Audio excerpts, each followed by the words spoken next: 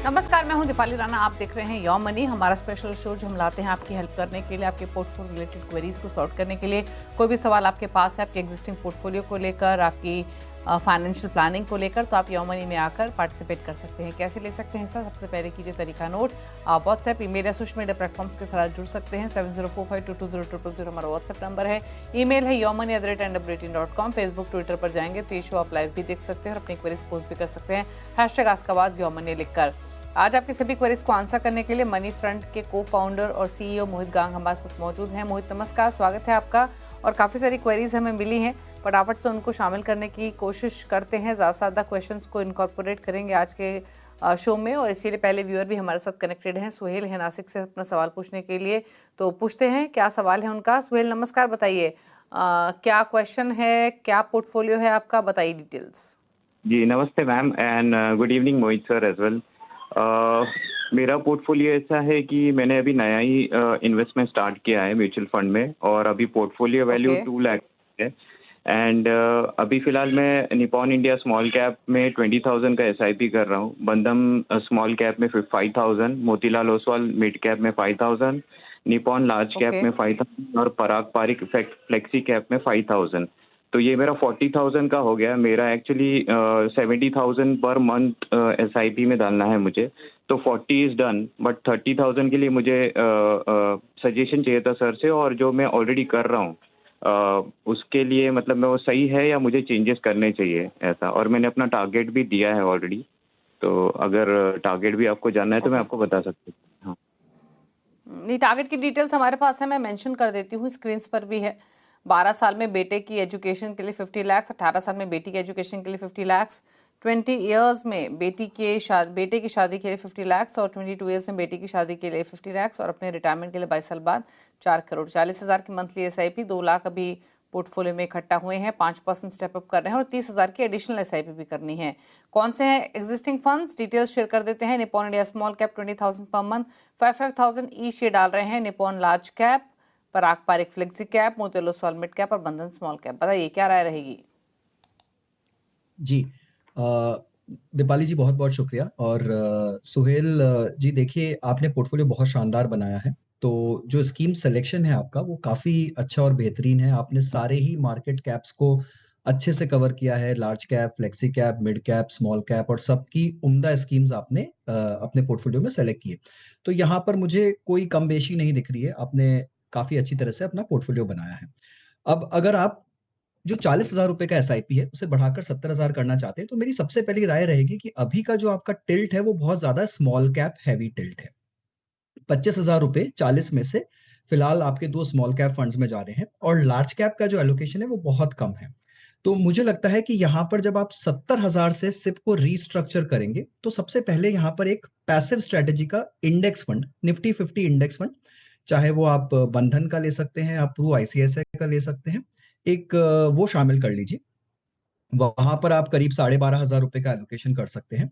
और बाकी जो आपकी स्कीम्स हैं, उसमें मुझे कोई बदलाव की आवश्यकता नहीं लगती है। उन्हीं स्कीम्स के अंदर में आप बाकी का जो एलोकेशन है वो 10, 12,500, 10, 12,500 करके, इस तरह से एलोकेशन करके आप 70,000 रुपए का एलोकेशन अपना पूरा कर सकते हैं। जहां तक बात है आपके लक्ष्य की, तो अगर आप 70,000 रुपए का एसआईपी करते हैं और इसमें 5% का स्टेप अप करते हैं, तो 20 साल में आप 9 करोड़ का जो आपका लक्ष्य है, उसे आप आसानी से हासिल कर लेंगे 12% की ग्रोथ रेट से। इनफैक्ट आपके जो दूसरे गोल्स भी हैं, वो सब भी आप अच्छी तरह से पूरे कर पाएंगे, बिकॉज आपकी जो समय अवधि है वो काफी लंबी है। तो उस समय अवधि में आपको कंपाउंडिंग का अच्छा बेनिफिट मिल रहा है, और स्कीम्स भी आपने काफी अच्छी चुनी है, तो वहाँ कोई दिक्कत नहीं है।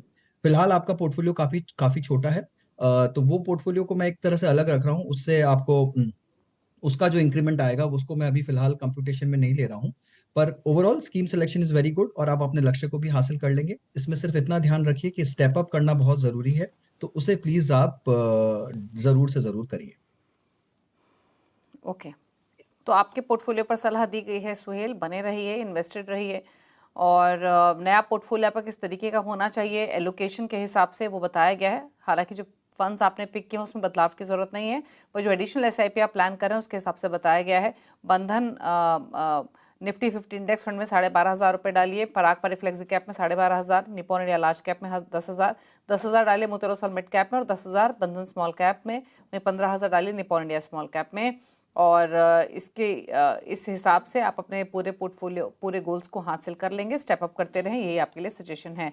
अभिषेक है बेंगलुरु से अगला क्वेश्चन पूछने के लिए। अभिषेक नमस्कार, बताइए क्या क्वेश्चन है। हेलो मैडम, मैंने अपना पोर्टफोलियो आपको भेजा हुआ है। मुझे भाई ये जानना था कि मेरे पोर्टफोलियो में कुछ चेंजेस करने हैं। मेरा लक्ष्य है around 2 to 3 CR in next 15 years and I am okay to do the step up of 10% every year.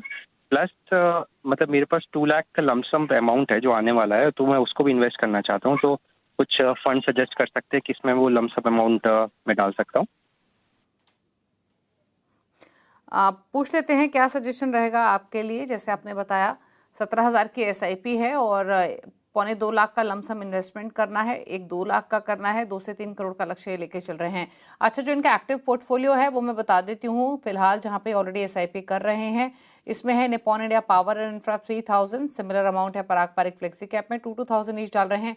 ICIC विप्रो भारत 22 फंड ऑफ फंड में Nippon India multi cap, Nippon India small cap, Motilal Oswal mid cap, Kotak multi cap, वहीं 1,000 है SBI gold fund में। Lump sum investment कहाँ है? 55,000 Motilal Oswal ELSS, 20,000 Parag Parikh flexi cap, 10,000 Franklin India tech, 20,000 Parag Parikh ELSS again. और इसके अलावा मेरे एसेट का ELSS है 20,000, 25,000 बंधन ELSS और SBI लॉन्ग टर्म इक्विटी में 10,000। तो काफ़ी वेरीड इन्वेस्टमेंट्स हैं इनकी फंड्स में। क्या सजेशन रहेगा? जी, तो अभिषेक जी देखिए, सबसे पहली बात तो आपके पोर्टफोलियो में कुल मिलाकर 14 फंड है। तो मुझे लगता है कि काफ़ी हायर साइड पर आपने स्कीम का एलोकेशन कर रखा है और उसका कारण भी मुझे साफ दिखाई दे रहा है। वो ये है कि आपने ELSS की काफ़ी सारी अलग-अलग स्कीम्स अपने पोर्टफोलियो में शामिल कर रखी है, राइट? तो ELSS की इतनी सारी स्कीम्स होना, मेरे ख्याल से 4 या 5 स्कीम्स हैं आपके पोर्टफोलियो में ELSS की सिर्फ। उसका कोई मायना नहीं है, आपको उसकी आवश्यकता नहीं है। आपको चाहिए कि जो भी आप टैक्स सेविंग के हिसाब से, ATC के हिसाब से जो भी आप निवेश करना चाहते हैं, वो 1 या 2 कोशिश करिए कि एक ही फंड में करिए, उसको अलग-अलग चेंज मत करिए। ऐसा कोई रूल नहीं लिखा हुआ है कि जिस ELSS फंड ने लास्ट ईयर में अच्छा प्रदर्शन किया है, आपको वहीं पर पैसा डालना है। आप एक ही स्कीम को अगर बड़ा करते जाएँगे, तो एटलीस्ट उसमें से आप 3 साल होने के बाद अपने पैसे को रोटेट जल्दी कर सकते हैं, वहाँ से आप निकाल भी सकते हैं जब आप चाहें। राइट? तो कोशिश करिए कि ELSS इतने सारे अपने पोर्टफोलियो में मत भर्ती करिए और उसे कंसोलिडेट करिए। जहाँ भी 3 साल से ऊपर आपकी अवधि पूरी हो चुकी है, प्लीज़ आप उसे रिडीम कर लीजिए, उसे निकाल लीजिए और उसके थोड़ा-सा क्रंच कर लीजिए। सबसे पहली बात तो ये। दूसरा, आपने थोड़े सेक्टोरल फंड ले रखे, शायद एक आध कुछ ले रखा है आपने। पावर एंड इंफ्रा फंड आपके पोर्टफोलियो में मैंने देखा। अगेन सेक्टोरल और थीमेटिक की भी आवश्यकता नहीं है, अनलेस आप बहुत ज़्यादा कन्विंस्ड हैं या आपको किसी फाइनेंशियल एडवाइज़र ने सलाह दी है कि इस थीम में आपको जाना चाहिए या आपको लंबी अवधि के लिए कुछ निवेश करना चाहिए। अदरवाइज़ जो flexi cap, multi cap fund है, उसमें आप डेफिनिटली इन थीम्स को कवर कर रहे हैं, अगर फंड मैनेजर्स को ये थीम पसंद आ रही है तो। तो वहाँ पर भी आप चाहें तो अपनी SIP को रोक सकते हैं और उसे थोड़ा-सा लार्ज कैप में डाइवर्ट कर दीजिए। लार्ज कैप में आप कोई अच्छा इंडेक्स फंड लेकर निफ्टी 50 इंडेक्स फंड में अपने SIP को बढ़ा दीजिए। तो ये तो रही ओवरऑल राय आपके पोर्टफोलियो के ऊपर। कंसोलिडेशन की बहुत ज़्यादा आवश्यकता है आपको, तो प्लीज़ थोड़ा-सा उस पर आप ध्यान दीजिए। और जहाँ तक बात है आपके लक्ष्य की, देखिए ₹17,000 का मंथली SIP 10% की स्टेप अप के साथ में अगर मैं कंप्यूट करूँ तो करीब 1.4 करोड़ के आसपास आप 15 साल में जुटा लेंगे। 5 लाख रुपए का आपको लमसम करना है, 3 लाख प्लस 2 लाख आपने जो बताया, वो बढ़कर करीब 27 लाख के आसपास पहुँच जाएगा और तो टोटल मिलाकर कुल 1 करोड़ 67 लाख के आसपास आपकी ये रकम जो है वो जमा हो जाएगी। आपका लक्ष्य है 2 करोड़ का। 2 करोड़ का लक्ष्य हासिल करने के लिए आपको छोटा-सा काम करना है कि आप अपने स्टेप अप को 10 की जगह 15% कर लीजिए, आप अपने लक्ष्य को हासिल कर लेंगे। तो बहुत ज़्यादा दूर नहीं है आप उससे, थोड़ा-सा और SIP की रकम को बढ़ाइए या फिर स्टेप अप को बढ़ाइए या अपने समय अवधि को 3-4 साल से बढ़ा दीजिए, आप अपने लक्ष्य को ज़रूर से ज़रूर हासिल कर लेंगे। ठीक है, चलिए, तो ये रहा सजेशन आपके लिए। अकॉर्डिंगली आप अपने पोर्टफोलियो में प्लान कीजिए। आपको बताया गया है सलाह ELSS फंड्स को लेकर भी, और कुछ फंड्स आपको सजेस्ट भी किए गए हैं जो आपकी स्क्रीन पर है, जिसमें बंधन निफ्टी 50 इंडेक्स फंड और ICICI विप्रो ब्लू चिप शामिल है। लेते हैं कुछ और क्वेरीज। ईमेल के थ्रू सौरभ ने एक सवाल भेजा है। मंथली SIP है 15,000 रुपये महीने की। फिलहाल इनके पोर्टफोलियो की वैल्यू 8.25 लाख के आसपास है। 8 साल में 1 करोड़ का लक्ष्य है। सालाना 10% स्टेप अप भी ये कर सकते हैं, प्लस 50,000 लमसम इन्वेस्टमेंट भी करना है। कौन सा है active portfolio? Invesco India contra 5000 per month, Parag Parikh flexi cap 5000, मेरे asset large mid cap 2500 per month, वहीं एसबीआई स्मॉल कैप में 2500 पर मंथ। लमसम इन्वेस्टमेंट है मोतीलाल ओसवाल मल्टी कैप में, यहाँ 25000 की है। क्या सजेशन के पोर्टफोलियो को लेकर? जी तो सौरभ जी देखिए, आपका जो मंथली एसआईपी है 15,000 रुपए का, वो एनुअल स्टेप अप अगर मैं 10% का ले लूं और 8 साल की जो आपने समय अवधि बताई है उसके हिसाब से मैं देखूं तो आप करीब 32 लाख रुपए के आसपास जुटा लेंगे। और जो आपका एग्जिस्टिंग पोर्टफोलियो है 8 सवा 8 लाख रुपए का, वो बढ़कर कुछ 22 लाख के आसपास पहुंच जाएगा। तो कुल मिलाकर 54 लाख रुपए आप जमा कर लेंगे, जो कि आपका जो लक्ष्य है 1 करोड़ का, उससे काफी कम रह जाएगा। तो सबसे पहली राय तो आपको यही है कि अगर 1 करोड़ का लक्ष्य आपको हासिल करना है तो आप कोशिश करिए कि 8 साल की जो अवधि आपने चुनी है उसे बढ़ाकर आप 10 से 12 साल कर दीजिए। आप अपने लक्ष्य को हासिल कर लेंगे। कंपाउंडिंग का इम्पैक्ट जो है वो लेटर ईयर्स में ज्यादा मिलता है। जब आपकी रकम बड़ी जमा हो जाती है, उस पर जब आपको कंपाउंडिंग मिलता है या डबलिंग मिलता है, तो वो बहुत काम आता है। तो जितनी ज्यादा आप अपनी समय अवधि को बढ़ाएंगे, टाइम टेनर को बढ़ाएंगे, उतना ही ज्यादा आपको बेनिफिट मिलेगा। तो या तो अपनी अवधि को 10 से 12 साल कर दीजिए, और नहीं तो फिर आपको 8 ही साल में अगर अपने लक्ष्य को हासिल करना है तो आपको अपना स्टेप अप बढ़ा के 20 से 30% करना होगा सालाना। तब आप अपने लक्ष्य को हासिल कर लेंगे। जहां तक आपके फंड सिलेक्शन की बात है, देखिए जो Parag Parekh, Mirae, large and mid, Motilal Oswal multi cap, ये सारे बहुत ही बेहतरीन फंड्स हैं अपने अपने श्रेणी के, अपने अपने मार्केट कैप में। तो अच्छी होल्डिंग्स हैं, आप इन्हें कायम रख सकते हैं। आपने एक कॉन्ट्रा फंड भी ले रखा है, थोड़ा सा अग्रेसिव स्टाइल का फंड है, बट अगर आप थोड़ा अग्रेशन चाहते हैं अपने पोर्टफोलियो में एलोकेशन के लिहाज से, तो फंड में कोई कमी नहीं है, फंड काफी अच्छा है। कोशिश करिए कि जब आप अपनी एसआईपी बढ़ाएं तो अपने पोर्टफोलियो में pure passive large cap fund को जरूर शामिल करिए। बंधन निफ्टी 50 इंडेक्स या प्रू आईसीआईसीआई निफ्टी 50 इंडेक्स को शामिल कर लीजिए। आई थिंक ओवरऑल पोर्टफोलियो को अच्छा शेप मिल जाएगा प्रॉपर लार्ज कैप एलोकेशन से। बाकी अपनी एसआईपी कायम रखिए। ठीक है, तो एसआईपी कंटिन्यू कीजिए। सजेशन क्लियर है आपके लिए, जहां पर आप अपना स्टेप अप ज़रूर करें। अगर अपने गोल को हासिल करना है, स्टेप अप नहीं करेंगे तो गोल आप शायद अचीव ना कर पाएँ। लार्ज कैप फंड ऐड करने की सलाह दी गई है, इंडेक्स फंड आप ऐड कर सकते हैं, नेम्स आपको सजेस्ट किए गए हैं। 3 फंड्स ऐसे हैं आपके पोर्टफोलियो में जहां पर आपको एलोकेशन इंक्रीज करना है, जिसमें पराग पारिक फ्लेक्सी कैप, मेरे एसेट लार्ज मिड कैप और मोतीलाल ओसवाल मल्टी कैप है। लेकिन नए निवेश के हिसाब से सजेस्ट किए गए हैं आपको Bandhan nifty 50 index, ICICI pru nifty next 50, Edelweiss mid cap और मोतीलाल ओसवाल मिड कैप। बात करते हैं अगले व्यूअर से। विश्वदीप हैं हमारे साथ कोलकाता से। विश्वदीप जी नमस्कार, बताइए सवाल अपना। नमस्कार मैम, मैंने तो आपको पोर्टफोलियो भेजा है अपना। तो मेरा एसआईपी चल रहा है लगभग 19,000 का। तो मेरा लक्ष्य है कि मैं 20 साल तक मेरा निवेश करना है। तो उसके बाद मेरे को मतलब टारगेट है मेरा 3 करोड़ तक। तो उसके 20 साल बाद एसडब्ल्यूपी के मतलब एसडब्ल्यूपी करना है। तो मैम उसी सिलसिले में थोड़ा मेरा जो फंड भेजा है वो ठीक है कि नहीं, और 2 लाख 2.5 लाख रुपया लमसम डालना है, तो इसी फंड्स पे डालूं क्या नया फंड? ओके, पूछ लेते हैं क्या सजेशन रहेगा। तो जैसे इन्होंने अपना सवाल पूछा, इनकी मंथली एसआईपी भी चल रही है, प्लस इनके पास कुछ लमसम पोर्टफोलियो। पहले तो मैं इनका पोर्टफोलियो बता देती हूँ, पहले दिखाती हूँ आपको इनका एसआईपी पोर्टफोलियो, जो कि काफ़ी बड़ा पोर्टफोलियो है। ऑलमोस्ट 12 फंड्स इन्होंने रखे हुए हैं 19,000 की एसआईपी के लिए। कौन से हैं? मोतीलाल ओसवाल मिड कैप में 3,000 रुपये महीना, फिर 2-2 हज़ार डाल रहे हैं ये 3 फंड्स में, जिसमें Parag Parikh flexi cap, Quant small cap, Quant mid cap है 1250। फिर 2,000 एक और फंड में है जो कि आईसीआईसीआई प्रू वैल्यू डिस्कवरी है, 1250 डाल रहे हैं बंधन स्मॉल कैप में, 1500 दो फंड्स में डाल रहे हैं Nippon small cap, SBI Contra, फिर 1000 ईच डाल रहे हैं Bajaj Finserv multi cap, Edelweiss mid cap, Tata small cap और निपॉन मल्टी कैप। अब देखते हैं इनका लमसम पोर्टफोलियो।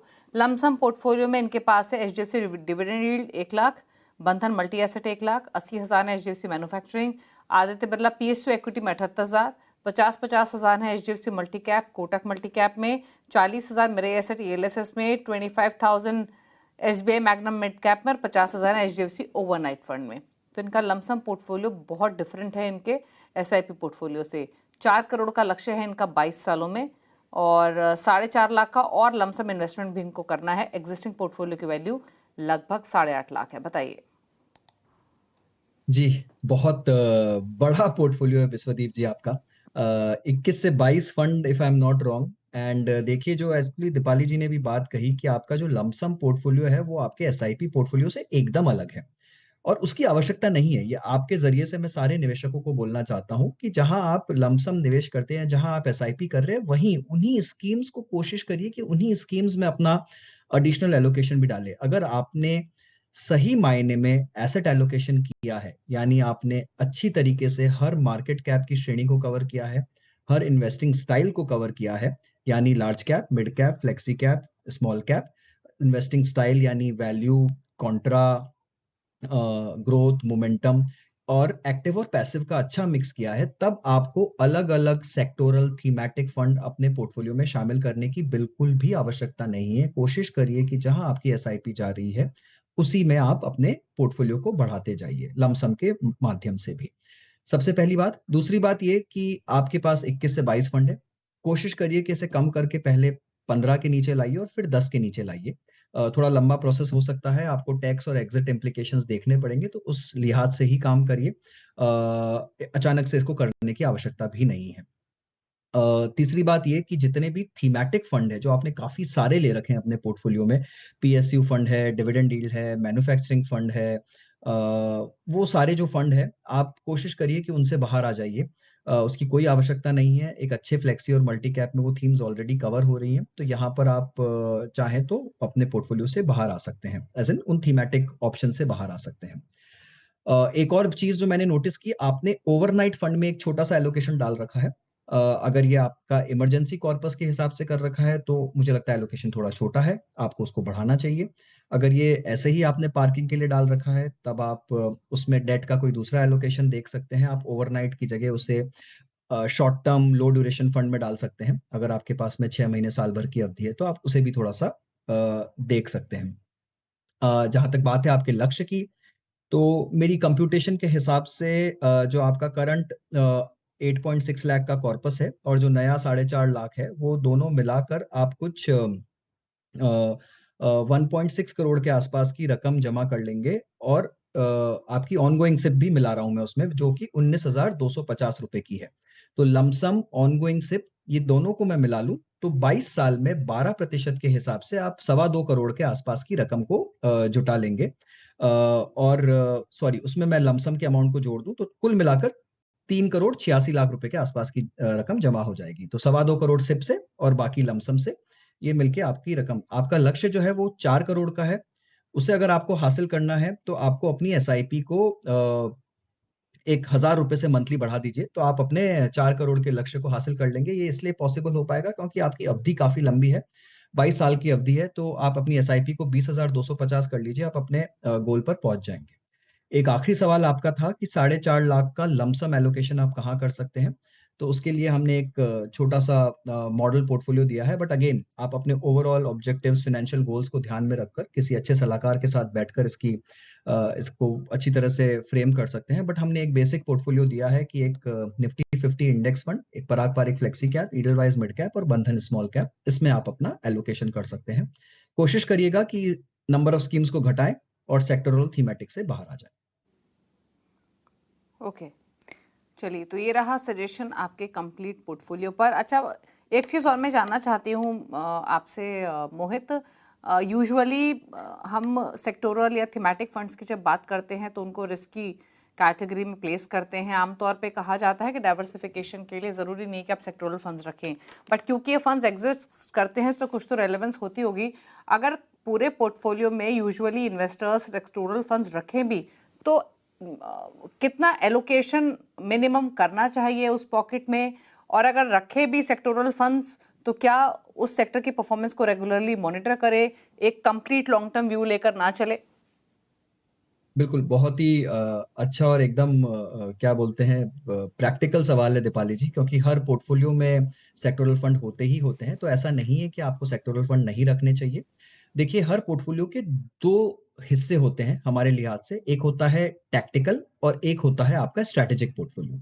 80% आपका जो एलोकेशन है वो हमेशा आपके स्ट्रैटेजिक पोर्टफोलियो में रहता है, यानी जो आपका long term wealth creation, retirement planning, गोल बेस्ड प्लानिंग के हिसाब से आप एलोकेट करते हैं, ये लंबी अवधि का पोर्टफोलियो है। 20% एलोकेशन, ये सबके लिए वेरी कर सकता है, मैं एक थंब रूल दे रहा हूँ, 20% एलोकेशन आपका टैक्टिकल होता है, जिसे हम सैटेलाइट पोर्टफोलियो भी बोलते हैं। ये कुछ फास्ट मूविंग थीम्स को कैप्चर करने के लिए जहां पर आपको इंटरेस्ट आ रहा है, 2 साल के लिए आपको लग रहा है कि बैंकिंग थीम अच्छी लग रही है, आपको लग रहा है कि आईटी या फार्मा में कहीं पर बढ़ोतरी हो सकती है, आप उसे कैप्चर करना चाहते हैं, तो वहां पर आप वो 20% टैक्टिकल पैसा जो है अपना निवेश कर सकते हैं। बट टैक्टिकल एलोकेशन के लिए मेरी सबसे बड़ी राय यही रहेगी कि इसमें एंट्री तो बहुत आसान होती है। अब जैसे पिछले पोर्टफोलियो में ही देखिए, आप पीएसयू फंड में आपने एंट्री तो ले ली, बट उससे एग्जिट जो है वो सबसे ज्यादा अहम है। एंट्री तो बहुत आसान है, बट एग्जिट कब करना है, कब उस साइकिल का टॉप आ चुका है, कब अब उसमें और बढ़ोतरी देखने को नहीं मिलेगी, कब आप उसको नुकसान से बचें। पीएसयूज में हमने बहुत हैवी करेक्शन भी देखा है। तो यहाँ पर जब तक कि आप उसका एग्जिट अच्छे से ना जान पाए, अच्छे से ना टाइम कर पाए, या आपके सलाहकार जो है जिन्होंने आपको बताया है एंट्री के लिए, वो अगर आपको ठीक से सेल कॉल या फिर एग्जिट कॉल ना दे उसके अंदर में, तब बहुत परेशानी का सवाल है। इसलिए हम अमूमन बोलते हैं कि अगर निवेशक खुद से ट्रैक नहीं कर सकते या फिर उनके पास में कोई अच्छा एडवाइजर या सलाहकार नहीं है, तो फिर सेक्टोरल और थीमेटिक एलोकेशन से बचना चाहिए। और जितनी कोशिश हो आप फ्लेक्सी और मल्टी और लार्ज कैप में अपना एलोकेशन करिए। बट अगर आप ट्रैक कर सकते हैं तो आपको डेफिनेटली 10 से 20% एलोकेशन टैक्टिकल जरूर करना चाहिए, जहां पर आप थोड़ा एक्स्ट्रा अल्फा जनरेट कर पाए मार्केट के कंपैरेटिवली। बट ये फास्ट मूविंग होता है, वोलेटाइल होता है, रिस्की होता है, तो बहुत सोच समझकर और समझदारी के साथ ही निवेश करें। ओके, चलिए रुक रहे हैं इसी के साथ एक ब्रेक के लिए, लौटेंगे तो कुछ और क्वेरीज को करेंगे शामिल। जल्द वापस आते हैं, आप देखते रहिए योम मनी। आप देख रहे हैं योम मनी, मोहित गांग हमारे साथ बने हुए हैं। बात करते हैं कुछ और व्यूअर्स से, और अगले व्यूअर हमारे साथ जीत साहू बेंगलुरु से कनेक्टेड है अपना सवाल पूछने के लिए। जीत नमस्कार, बताइए क्या सवाल है आपका। जी नमस्कार। मेरा मंथली एसआईपी अभी 85,000 का जा रहा है, और मैंने अपना डिटेल्स भेज रखा है कौन से फंड में कितना इन्वेस्टमेंट है। मेरा टारगेट है कि नेक्स्ट 15 ईयर्स में मुझे 10 करोड़ का कॉर्पस इकट्ठा करना है। तो क्या मेरा फंड सिलेक्शन सही है या इसमें कुछ एडजस्ट करना पड़ेगा?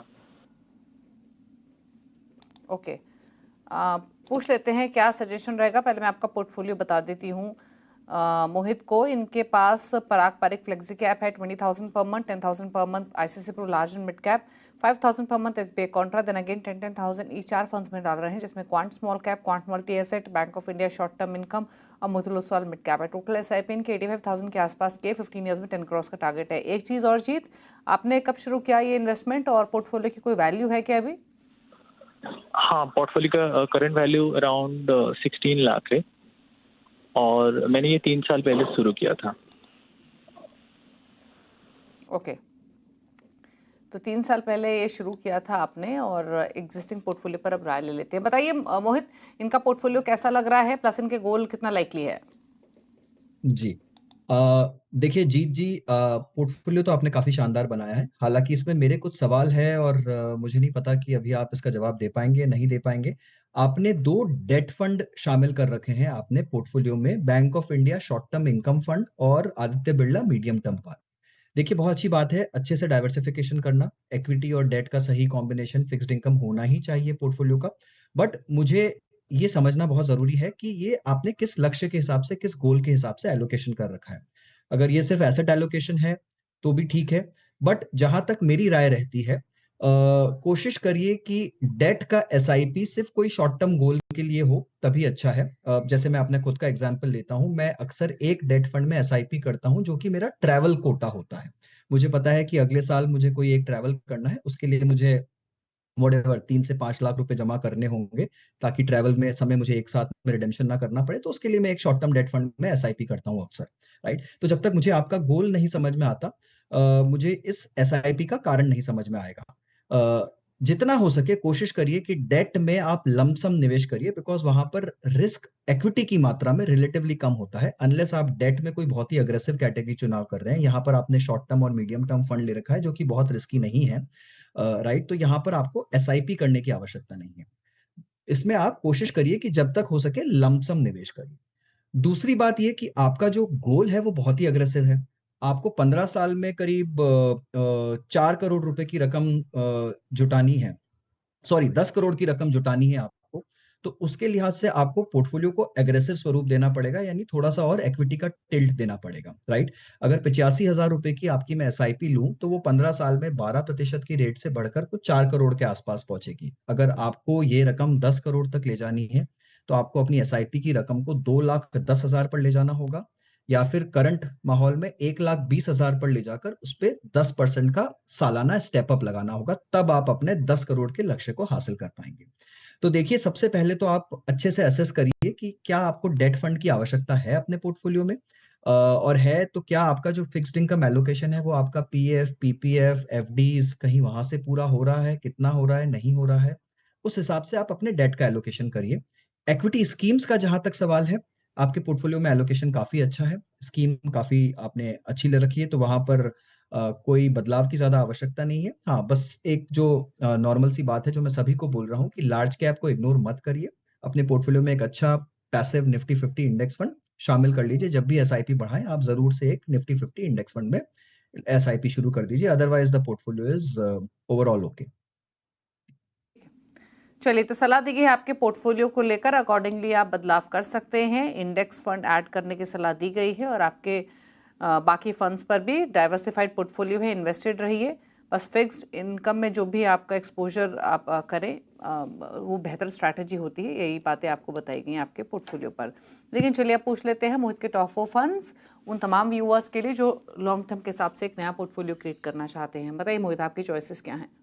जी, दीपाली जी, इस बार मैं एक पूरे एक्टिव पोर्टफोलियो के साथ जा रहा हूँ। टॉप 4 चॉइसेस रहेंगी: DSP top 100 fund, Invesco large and mid cap fund, Edelweiss mid cap fund और बंधन स्मॉल कैप फंड। नया फाइनेंशियल ईयर, कुछ नई चॉइसेस। चलिए, तो ये रहे मोहित के टॉप 4 फंड्स आपकी स्क्रीन पर। थैंक यू मोहित, शो में आने के लिए, सभी क्वेरीज को आंसर करने के साथ साथ ये चॉइसेस भी शेयर करने के लिए। इसी के साथ योर मनी में तो इतना ही। ब्रेकफास्ट पर भी खबरें जा रही हैं CNBC आवाज पर।